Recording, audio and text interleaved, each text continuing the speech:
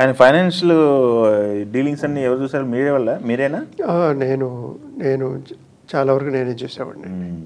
ఎందుకంటే అప్పట్లో ఇవ్వాలంటే షూటింగ్ ముందే డబ్బులు ఇచ్చేయాలంటున్నారు, పర్ డే ఇచ్చేయాలంటున్నారు, రకరకాలుగా ఉంది. కానీ అప్పట్లో ఏంటంటే సినిమాకి ఇంతనే, అంతే, అది ఎన్ని రోజులైనా ఉన్నాయి.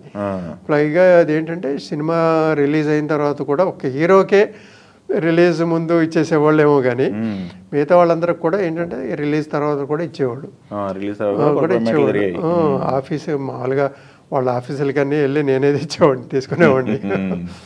కొన్నారా ఆ టైంలో? ఆస్తులు కొన్నారా గట్టిగా? రియల్ ఎస్టేట్ అన్నయ్య ఏంటంటే, ఎందుకంటే శోభన్ బాబు గారు గట్టిగా చెప్పుకుంటారు కదా. అన్నయ్య ఏంటంటే మామూలుగా ఈ లగ్జరీ మామూలుగా ఏదో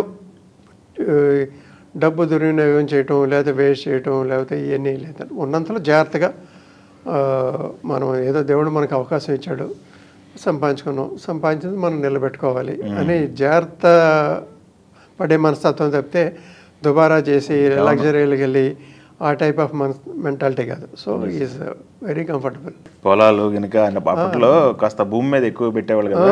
ఆయనకి వ్యవసాయం అంటే ఇష్టం, ఆయనకి వ్యవసాయం చేశారు కాబట్టి. విలేజ్ అంటే చదువుకునేటప్పుడు కవతరంలో పెరిగాడు కదండి, స్కూల్ లెవెల్ వరకు చదివేటప్పుడు వ్యవసాయం కూడా చేసేవాడంట. ఓకే. సో వ్యవసాయం అంటే ఇష్టం కాబట్టి పొలాలు అవన్నీ కొన్నారా? సొంతూరులో కొన్నారా? సొంతూరు అంటే మా సిస్టర్ ఉండేవాళ్ళు వెస్ట్ గోదావరి, ఏలూరు, పోతునూరు అని ఉన్నాయి. అక్కడ పోతునూరు విలేజ్ అని తెలుసు కదా దగ్గర, అక్కడ కొన్నాం అనమాట. ఎందుకంటే అక్కడ మా బ్రదర్ వాళ్ళు ఉండి వాళ్ళు చూసుకునేవాళ్ళు అనమాట. అంటే సొంత మనుషులు ఎక్కడ ఉంటే అక్కడే కొనాలి కదా. ఇక్కడ బాగుంది, మంచి రేట్లు వస్తాయి, కొనండి అంటే కొనేసేవాళ్ళు. ఓకే. తోటలు అక్కడ ఏలూరు దగ్గర తోట కూడా ఉంది. సూపర్ అండి.